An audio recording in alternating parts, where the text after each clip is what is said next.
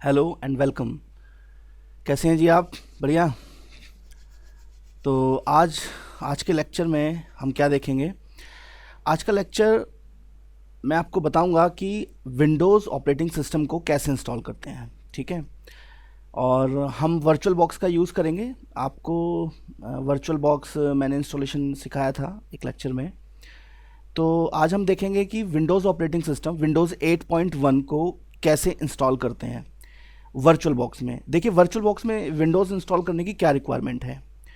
Virtual box, जैसे कि मैंने बताया था जब आपको वर्चुअल बॉक्स इंस्टॉलेशन बताई थी, कि वर्चुअल बॉक्स, मान लीजिए आप लाइनक्स पे काम कर रहे हैं, ठीक है, तो आप लाइनक्स में और कोई विंडोज़ ऑपरेटिंग सिस्टम आप चलाना चाहते हैं, विंडोज़ ऑपरेटिंग सिस्टम से का यूज़ करके कोई सॉफ्टवेयर चलाना चाहते हैं, आपको रिक्वायरमेंट आ गई है, या आप मैक ऑपरेटिंग सिस्टम यूज़ करते हैं और आपको विंडोज़ ऑपरेटिंग सिस्टम यूज़ करना है किसी काम के लिए, तो आपको या तो आप क्या करें कि पहला ऑपरेटिंग सिस्टम हटाएं और फिर विंडोज़ डालें। तो आजकल एक बहुत अच्छा ऑप्शन है, जो लोग एक ऑपरेटिंग सिस्टम के अंदर दूसरा ऑपरेटिंग सिस्टम चलाना चाहते हैं, वो है ओरेकल वर्चुअल मशीन। ठीक है, वर्चुअल बॉक्स। तो ओरेकल वीएम वर्चुअल बॉक्स, ये इंस्टॉलेशन हमने देख लिया था इसका। आज मैं वर्चुअल बॉक्स के अंदर विंडोज़ ऑपरेटिंग सिस्टम कैसे इंस्टॉल करेंगे, आज हम ये देखेंगे। ठीक है।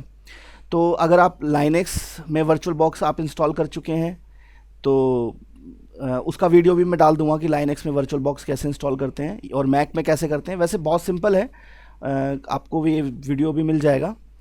तो आज हम देखते हैं वर्चुअल बॉक्स के अंदर विंडोज़ ऑपरेटिंग सिस्टम कैसे इंस्टॉल करते हैं। ठीक है। तो वर्चुअल बॉक्स स्टार्ट कर लिया। ये लीजिए, ये हमारा वर्चुअल बॉक्स है। तो वर्चुअल बॉक्स में विंडोज़ इंस्टॉल करने के लिए हमें एक वर्चुअल कंप्यूटर बनाना पड़ता है जी। वर्चुअल मशीन बोलते हैं उसको, यानी कि एक वर्चुअल एनवायरनमेंट होगा जिसमें ऐसे वर्चुअल, ऐसे समझ लीजिए, एक सीपीयू, हार्ड डिस्क, रैम, सब कुछ वर्चुअल होगा जो आपके मेन कंप्यूटर में चलेगा। ठीक है। तो मैं न्यू पे गया वर्चुअल मशीन बनाने के लिए। तो यहाँ पर देखिए, ये काफ़ी सारे ऑप्शन देता है। अच्छा, एक नोट यहाँ पर बात करके चलें आप, क्या कि आपका जो बायस होता है, आपका जो मेन कंप्यूटर है, जो मेन हार्डवेयर है, उसके अंदर एक वर्चुअल टेक्नोलॉजी करके एक ऑप्शन आता है बायस में। ठीक है। तो वीटी या वीटी लिखा होगा या वर्चुअल टेक्नोलॉजी लिखा होगा, उसको आप इनेबल रखें तो ही आप ये 64 बिट सपोर्ट आप ले पाएंगे। ठीक है, 64 बिट ऑपरेटिंग सिस्टम इंस्टॉल कर पाएंगे। तो देखिए, मेरा अभी इस केस में मेरी जो मेन मशीन है, ये वाली, इसमें विंडोज़ इंस्टॉल्ड है। ठीक है। और ये विंडोज़ 64 बिट है। तो मैं 64 बिट में 64 बिट गेस्ट मशीन इंस्टॉल कर रहा हूँ। ठीक है। तो जो मेरा होस्ट है वो भी 64 है और मेरी गेस्ट भी 64 है। मैं 32 भी इंस्टॉल कर सकता हूँ। ठीक है, 64 बिट पर। तो चलते हैं जी। अच्छा, अगर आपका 32 बिट सिस्टम है तो आप फिर उसमें 32 बिट ही इंस्टॉल कर पाएंगे और वीटी इनेबल होना चाहिए। ठीक है, उससे सपोर्ट मिलती है। 64 बिट में अगर आपका गेस्ट मशीन, ये देखिए, मैं ये टर्मिनोलॉजी बता चुका था जब वर्चुअल बॉक्स में। देखिए, ये होस्ट मशीन है मेरी मेन, और जो मैं अब बनाने जा रहा हूँ वो मेरी गेस्ट मशीन होगी। तो गेस्ट मशीन 64 बिट पर परफॉर्मेंस तभी देगी जब आप वीटी ऑन कर लेंगे। ठीक है।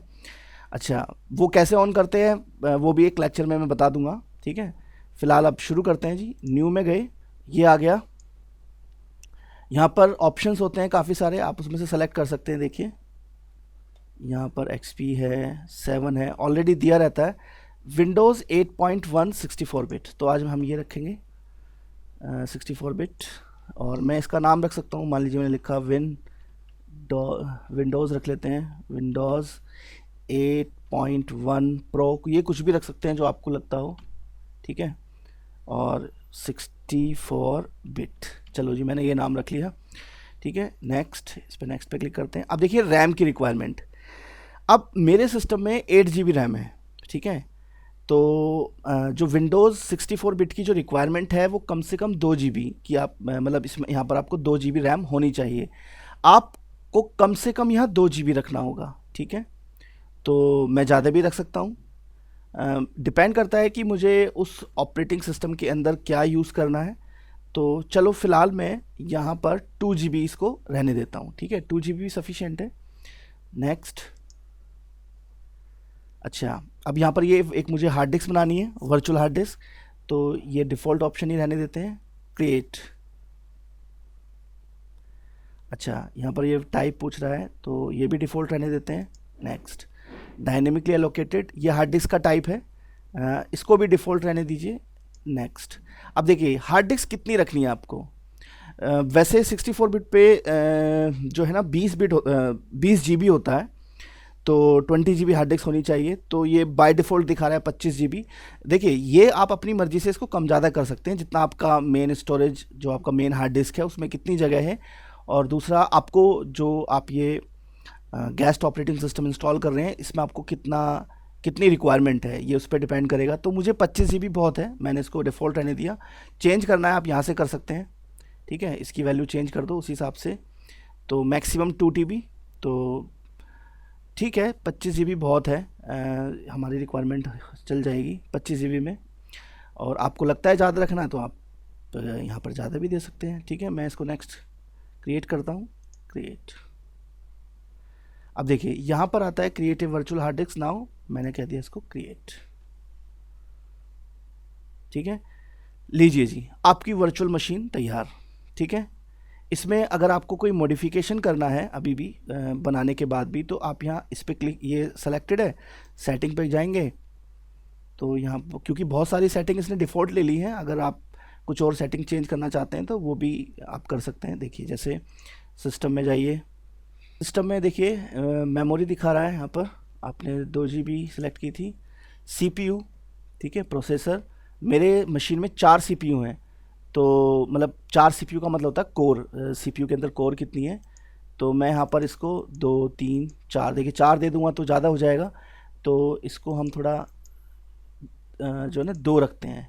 पहले एक कोर सेलेक्ट थी बाय डिफ़ॉल्ट, मैं इसको यहाँ पर एक कोर और सेलेक्ट कर लिया, ठीक है जी। 2 कोर काफ़ी हैं। आप अगर आप मान लीजिए कोई जो है ना वर्क स्टेशन यूज़ कर रहे हैं उसमें थोड़ी ज़्यादा कोर हैं, तो आप इसमें यहाँ ज़्यादा कोर भी दे सकते हैं। तो मेरे पास 4 कोर थी तो 2 में वर्चुअल मशीन, यानी कि जब मेरी वर्चुअल मशीन चले तो आधा CPU का पार्ट, आधा प्रोसेसिंग यूनिट मेरा वर्चुअल मशीन को चला जाए, ठीक है, मैं ये चाहता हूँ। ठीक है जी, ओके करते हैं, सेव हो गई सेटिंग। तो जी मेरा वर्चुअल मशीन तैयार है। अब देखिए इसको मैं स्टार्ट करता हूँ। स्टार्ट करने से पहले एक चीज़ आपको बता दूँ कि मैंने यहाँ पर जो विंडोज़ की DVD है वो यहाँ पर डाल रखी है, ठीक है, ये मेरी F ड्राइव के अंदर है। अच्छा, मैं यहाँ पर आता हूँ, स्टार्ट, तो ये आ गई जी हमारी वर्चुअल मशीन, ये इस तरह का विंडो आ जाएगा। अब देखिए यहाँ पर वो स्टार्टअप डिस्क, यानी कि जो आपकी डिस्क है वो कहाँ पर है जिससे आप इंस्टॉल करेंगे, तो वो मैंने अपनी, देखिए मेरे पास जो DVD रोम है उसमें मैंने अपनी DVD डाल दी है और ये F ड्राइव में है। तो ये दिखा भी रहा है, देखिए होस्ट ड्राइव F, नहीं अगर आप ये अलग दिखा रहा हो तो जिसमें भी हो वो आप सेलेक्ट कर लें, तो मैंने F में डाली है। आपके पास अगर इमेज है जो ISO फाइल होती है तो उसे भी आप यहाँ से सेलेक्ट कर सकते हैं, ठीक है, यहाँ से जाकर इस पर क्लिक करेंगे और यहाँ से भी सेलेक्ट कर सकते हैं, ठीक है। तो मैंने स्टार्टअप डिस्क F में ही है, मैंने स्टार्ट किया। हाँ जी, तो ये अब सेटअप शुरू हो गया इसका, ये DVD जो है इसके अंदर वो एग्जीक्यूट हो रही है, विंडो लोड हो गई। हाँ जी, तो अब ये स्क्रीन आ गई है अब हमारे सामने विंडो सेटअप के लिए, ठीक है। इसमें यहाँ पर इंग्लिश UK, चलो जी अभी यही रहने दो, ठीक है, इंग्लिश US, और कीबोर्ड और इनपुट मेथड US, ठीक है। वो हिंदी वगैरह अगर रखनी होगी तब वो चेंज करना होगा, बाय डिफ़ॉल्ट अभी यही रहने दो, ठीक। अच्छा, नेक्स्ट, इंस्टॉल नाउ। अब देखिए यहाँ पर जो है ये की मांगता है, जब आपने विंडोज़ को परचेज़ किया होगा तो आपको एक की मिली होगी, ठीक है, उस की को यहाँ पर इनपुट करना होता है, ठीक है। मैं वो की इनपुट कर रहा हूँ,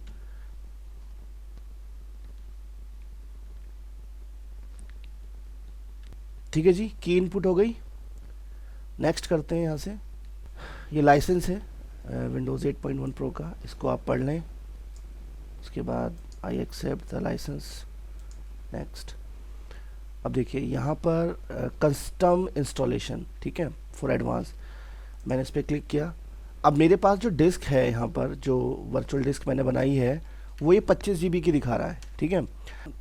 अगर आप विंडोज़ को एक्चुअल कंप्यूटर के अंदर इंस्टॉल कर रहे हैं तो यहाँ पर आपका जो हार्ड डिस्क है वो आएगा। मान लीजिए 1 TB की आपकी हार्ड डिस्क है तो वो दिखाएंगे, और जो है अगर 2 TB की है, 2 TB की है तो वो आ जाएगी, 500 GB की है तो वो आ जाएगी। तो देखिए अभी तो मैं क्या करूँगा कि मैं यहाँ पर एक पार्टीशन बनाऊंगा, ठीक है।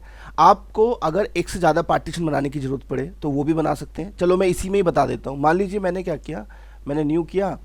अब मान लीजिए देखिए ये MB में होता है पार्टीशन साइज। मान लीजिए अभी ये मेरे पास 100 GB की हार्ड डिस्क है, ठीक है। तो मैं चाहता हूँ मेरा 100 GB या 100 GB मेरा एक पार्टीशन बने, ठीक है। और 200 GB का एक पार्टीशन बने, या 200 के 3-4 बने, ऐसे मैं बनाना चाहता हूँ। मतलब साइज़ आप खुद डिसाइड कर सकते हैं।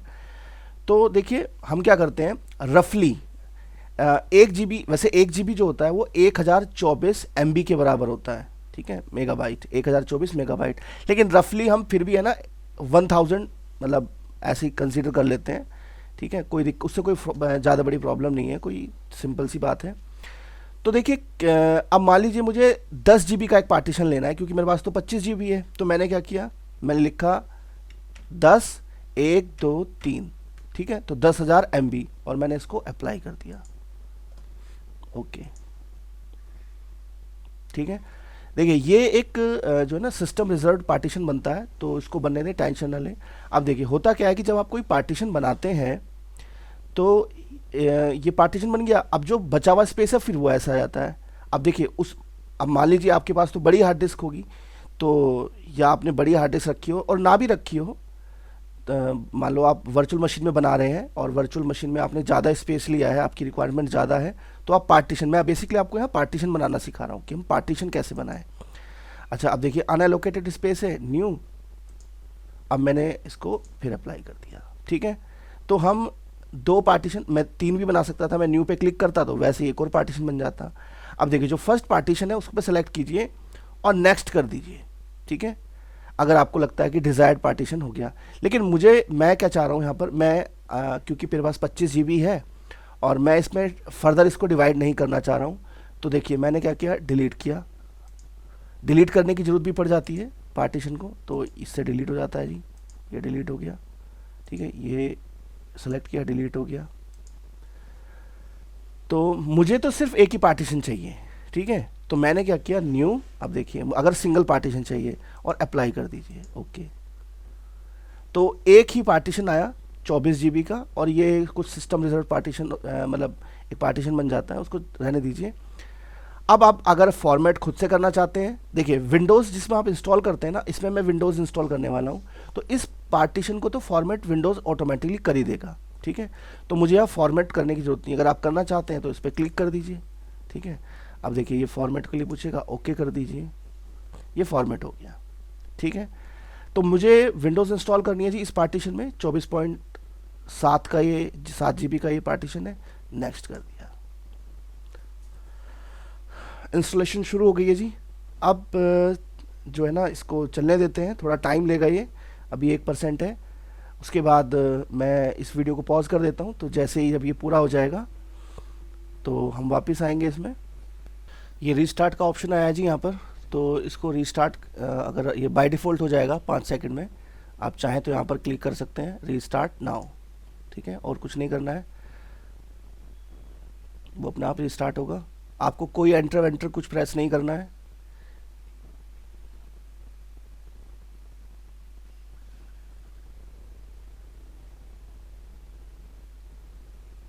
वो जो अभी ऑप्शन आया था ना, वो ये पूछ रहा था कि आप क्या डीवीडी से बूट करना चाहते हैं। कुछ लोगों ने देखा वो उस पर एंटर प्रेस अगर कर देते हैं तो वो दोबारा से सेटअप शुरू हो जाता फिर, ठीक है। तो जो पहला अभी तक जो इंस्टॉल हुई है ना सब चीज़ें, वो फिर फॉर्मेट हो जाती, तो वो नहीं करना चाहिए अभी। उसमें उसको स्किप कर दें, मतलब कोई की प्रेस ना करें। ऑलमोस्ट सिमिलर प्रोसीजर है इंस्टॉलेशन का। विंडोज़ 10 में भी आप ऐसे ही इंस्टॉल कर सकते हैं, और विंडोज़ 7 भी सेम ही है, क्योंकि फॉर्मेट देखिए मेन चीज़ विंडोज़ इंस्टॉलेशन बहुत इजी होती है। और जो फॉर्मेट वाला जो आप पार्टीशन बनाते हैं ना, बस वहीं पर ही होता है थोड़ा लॉजिक। तो वो मैंने आपको बता ही दिया है, अगर आप वो थोड़ा समझ लें, एक दो बार उसकी प्रैक्टिस कर लें तो। और देखिए वीएम आप ओरेकल वर्चुअल मशीन का जब यूज़ करते हैं तो उसमें प्रैक्टिस भी इजी है। अपना हार्ड डिस्क बनाइए, वर्चुअली इंस्टॉल कीजिए। जो लोग नए होते हैं, जैसे कोई हार्डवेयर नेटवर्किंग के स्टूडेंट हैं, तो वो क्या करते हैं, उनको इंस्टॉलेशन जो है ना, उनको बार बार मतलब सीखनी पड़ती है। सीखने के लिए बार बार करनी पड़ती है, करते रहते हैं, तो प्रैक्टिस करते हैं तो हार्ड डिस्क भी ख़राब हो जाती है। लेकिन इसमें ऐसा कोई प्रॉब्लम नहीं है, क्योंकि यहाँ पर हार्ड डिस्क जो है ना, वो फाइल की तरह मिलती है। ठीक है, तो जब मैंने भी हार्डवेयर नेटवर्किंग किया था तो मैंने अपनी एक हार्ड डिस्क ख़राब कर दी थी टेस्टिंग कर करके। अभी ये थोड़ा ब्लैंक हुआ है। हाँ, वो रिस्टार्ट बीच बीच में एक दो बार हो सकता है रिस्टार्ट हो, तो उसकी टेंशन ना लें। एंटर प्रेस नहीं करना है आपको। अभी ब्लैंक स्क्रीन है, टेंशन ना लें, प्रोसेस हो रहा है। देखिए पता कैसे चलता है, आप जरा यहाँ पर थोड़ा गौर से देखेंगे ना, ये जो चीज़ है ये ब्लिंक करती है, दैट मीन्स आपकी डिस्क एक्सेस हो रही है। ठीक है, तो इससे पता लग जाता है आपको कि जो आपकी हार्ड डिस्क है उस पर काम चल रहा है। अच्छा जी, ये आ गया। पूछता है आपको कि आप इस कंप्यूटर का नाम क्या रखना चाहते हैं। तो मैं इस कंप्यूटर का नाम कुछ भी रख सकते हैं जी आप। मैं फ़िलहाल इसमें रख देता हूँ जी विन 8.1। अच्छा देखिए, जब मैंने ये रखा तो कहता है you can use any name you want as long as you don't use spaces और दीज करेक्टर्स। ये करेक्टर्स आप नहीं रख सकते। ठीक है, तो क्योंकि मैंने डॉट लिख दिया है ना, तो देखिए मैंने लिखा विन 8। ठीक है, तो विन 8 बहुत है। अच्छा, अब मैं इसको नेक्स्ट करता हूँ। नेक्स्ट, वो नाम आप चेंज भी कर सकते हैं बाद में। अच्छा, कुछ भी नाम रख सकते हैं, लोग अपना नाम रखते हैं जनरली, आप अपना नाम भी रख सकते हैं वहाँ पर। अच्छा, यहाँ पर ये सेटिंग्स, कुछ सेटिंग्स होती हैं विंडोज़ में, तो आप उनको कस्टमाइज़ करना चाहते हैं तो इस पर क्लिक करें। और अगर आप चाहते हैं कि नहीं भाई ठीक है, बाय डिफ़ॉल्ट जो भी विंडोज़ चाहे वो रख ले, तो यूज़ एक्सप्रेस सेटिंग्स। ठीक है, ये सही होता है। ठीक है, आप इसको शुरू में कर दीजिए, बाद में जैसे जैसे ज़रूरत पड़ती रहे उसको आप चेंज कर सकते हैं, ऐसा कुछ नहीं होता, वो सारी सेटिंग चेंज हो जाती हैं। यहाँ पर वो सब डिफ़ॉल्ट सेट कर लेता है। तो यूज़ एक्सप्रेस सेटिंग। अब देखिए ये अभी इंटरनेट कनेक्शन चेक कर रहा है, क्योंकि जब आपने की डाली है ना, उसको वो वेरीफाई करेगा एक्टिवेट करने के लिए। ठीक है, तो आपके पास अभी इंटरनेट है तो वो चेक कर लेगा, नहीं तो वो बाद में चेक करेगा। ठीक है, अब देखिए कहता है your account window is having trouble connecting to the internet. हाँ ठीक है, कोई बात नहीं, क्रिएट ए लोकल अकाउंट। अच्छा, तो मैं यहाँ पर एक लोकल अकाउंट क्रिएट करता हूँ। Create a local account. User name, तो आप यहाँ पर कोई यूज़र नेम देना चाहें दे दीजिए। चलिए मैं यहाँ पर दे देता हूँ user1। ठीक है, तो पासवर्ड कुछ रख दीजिए, यूज़र जो भी आप पासवर्ड रखना चाहें। ठीक है,